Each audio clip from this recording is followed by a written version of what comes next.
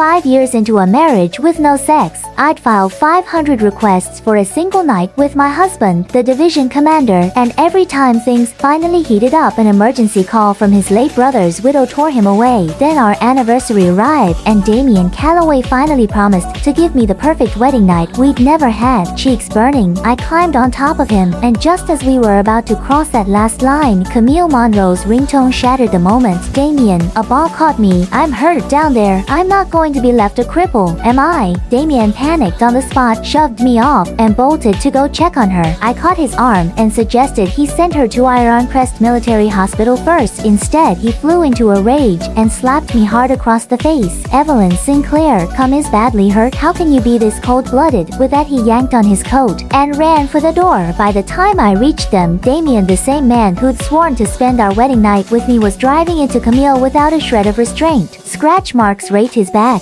and used condoms littered the floor all around them. When I demanded an explanation, he didn't so much as blink. Camille was in critical condition. What was I supposed to do? Stand there and let her die? It's one wedding night you wanted that badly. Fine, I'll lie there and let you have it. All at once the whole thing felt meaningless. 5 years of marriage, and I was the only one fighting to hold it together. If that was how it was, then we were finished. Asterisk. Damien didn't bother to keep quiet, and his ragged breathing tangled with Camille's moans and carried out into the hall. Every head in the corridor turned toward me at once. Some of them looked sorry for me, others just wanted a show. I dug my nails into my palms and forced down the humiliation and fury clawing up my throat. A full 3 hours passed before Damien finally walked out drenched in sweat. The flush hadn't faded from his face, and bite marks dotted his neck. The tie I'd bought just for our anniversary hung crooked at his collar, streaked with white. The men packed into the hall were a rough crowd, and their jeers rose one after another. Commander Calloway finally got some. That Camille rode you out of your mind, huh? When their eyes swung back to me,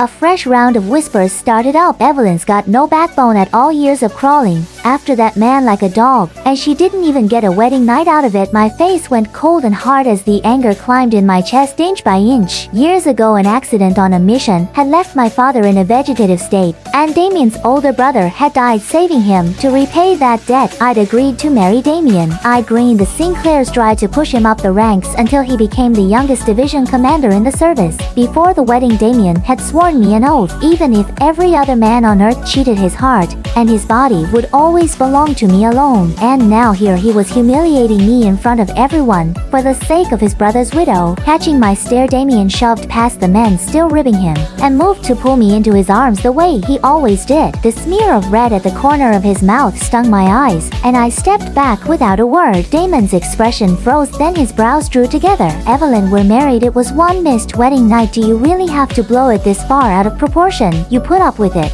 for 5 years. Why are you throwing a fit now? When I stayed silent, Damien opened his mouth to keep going. Before he could get a word out, Camille came out wearing his shirt, leaned weakly into his chest, and said, Damien, help me. As she spoke, her hand was already sliding over the bulge, straining at the front of his pants. Damon's eyes went dark, and he made no move to push her away. He turned to me like nothing was happening and said, Evie, go grab me 3 boxes of condoms. I need to help Camille see if everything still works down there. There'll be plenty of anniversaries. If you won't go, you can forget about me ever touching you again. A chill shot through me, as if I'd plunged straight into ice water. I couldn't believe Damien had actually just said that to me. The men around us broke into low, knowing laughter. Damien didn't even glance my way as he wrapped an arm around Camille and pulled the door shut. My stomach lurched and twisted. I couldn't stand there another second, and I stumbled away from that wretched place.